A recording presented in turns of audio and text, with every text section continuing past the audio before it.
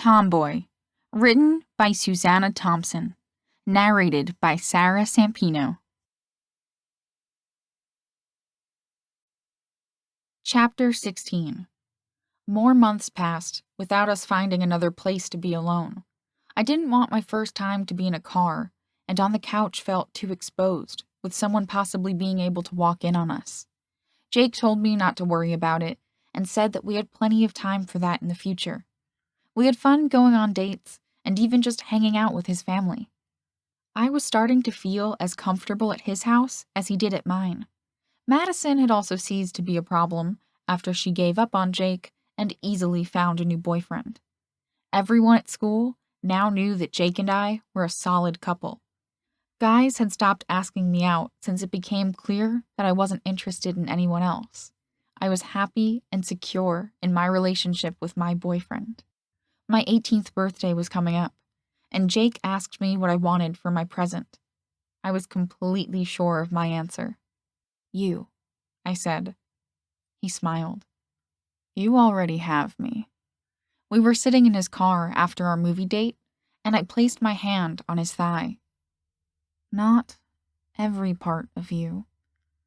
I told you not to worry about that. Jake's light tone of voice had dropped an octave, however. I'm not worried. That's the whole point. It's not about proving anything or avoiding anything. I love you, Jake, but I also want you. I had a plan for where we could go to be alone together. The banks seemed to know that my birthday was approaching too, because they had started sending me credit card offers. I had filled one out on a whim and been surprised to receive a credit card even though I didn't have a job. Holding it in my hand had made me feel so grown up. My thoughts had turned to all the perks of being an adult, and I realized that I could now go anywhere I wanted. That had led to the idea of getting a hotel room. I could use my new credit card to pay for a room. Jake listened to me explain my plans. Are you sure about this, Cam? I'm absolutely sure. Do you still want to? I didn't want to pressure him again. His voice had dropped another octave. If you move your hand a little higher, you'll have your answer. Or it might actually be a rock this time, I joked, but my voice wasn't quite steady. Instead of moving my hand higher, I took hold of his hand. I'll get us a room that Friday after my birthday. It's not set in stone, Cam. He gave my hand a squeeze. You can still change your mind, anytime. I didn't change my mind. Our birthday was on a Wednesday this time, and Mom took the day off and let us stay home from school like she did every year. The three of us spent the entire day together and went out for dinner. Connor and I both opted not to have a party, but Jake's siblings threw us a surprise party on Thursday.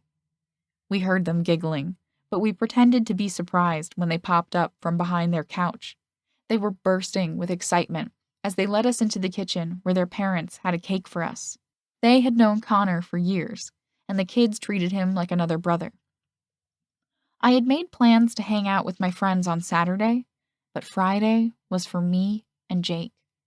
He got me a cool t-shirt and 2 tickets for a concert to see one of my favorite bands. I said coyly. I wonder who I should take with me. I want to go, Justin shouted. You're too little, Katie, who was now 14, told him. Am not, Justin glared at her. I'm 6, he said proudly. Cam doesn't want to go with you, 10-year-old Lexi said. She wants to go with her boyfriend. I'm gonna be her boyfriend, Justin informed her. We're gonna get married. The others laughed at him while I bent down to kiss the top of his head. I can't believe it, Jake said.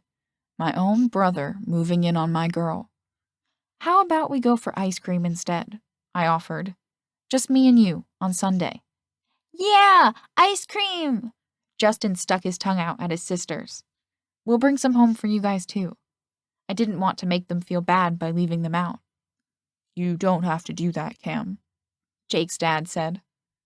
I want to. I'm not going to see them as much once I go away to college. This was our senior year of high school already.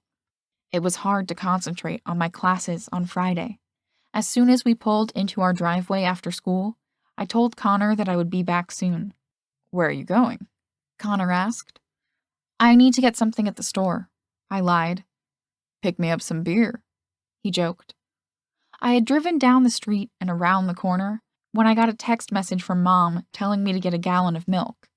Now I would really have to stop at the store. I drove to the hotel first and paid for a room. The credit card worked, and I received a key to the room. "What did you need at the store?" Connor asked when I returned home with the milk. "It's in my purse."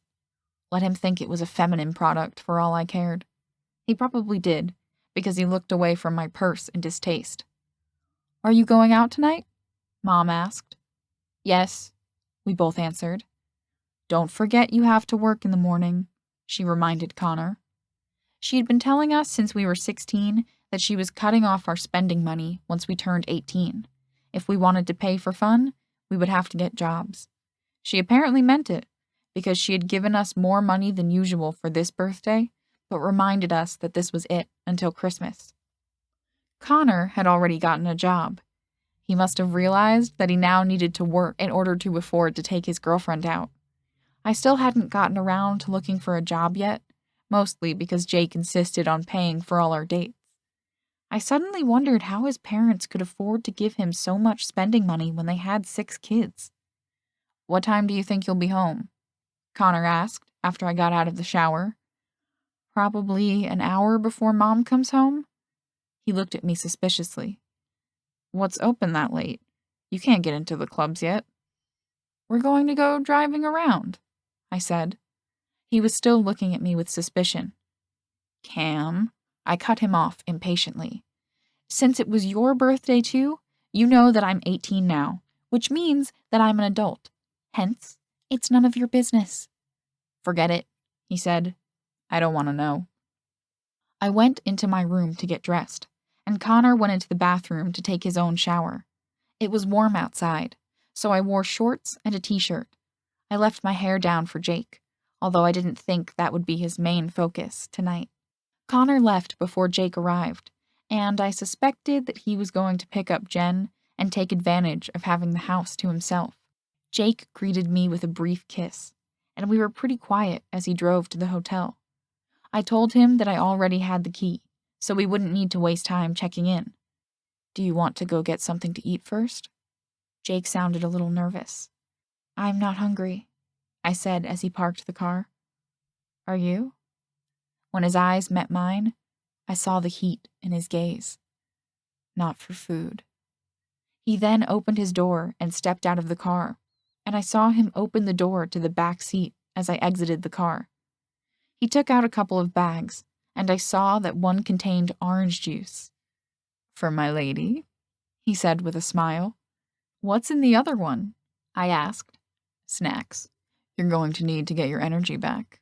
"Ha! I think you're the one who's going to need energy." I was grateful that he was attempting to lighten the mood, because the intensity between us had been almost too much. I was nervous again as I unlocked the door to the room. Jake set the bags down on the dresser and turned to look at me. "If you change your mind, just tell me to stop. Okay, Cam?" "Yeah." I walked up to him and ran a hand up his arm. "Did you bring the condom?" "Yeah, it's in my pocket." "Do you know that you're corrupting a minor?" Jake teased. His 18th birthday was 2 months away, and he had taken to joking about me being the older woman. "Ha! I think you're the one who's corrupting me." "Not yet," he said. Then he leaned down to kiss me. I was already in a heightened state of desire from thinking about this for every day for the past week, and his kiss inflamed me further. My hands slipped under his shirt to touch his back, and I reveled in the feel of his skin. He picked me up, and I wrapped my legs around him as we continued to kiss. Jake walked with me to the bed and set me down. His eyes. God, the way he was looking at me. I could barely remember how to breathe. "Cam," he said, his voice coarse with passion. "Are you sure?" I yanked my shirt up over my head, flinging it to the floor. "Get over here and corrupt me, Jake."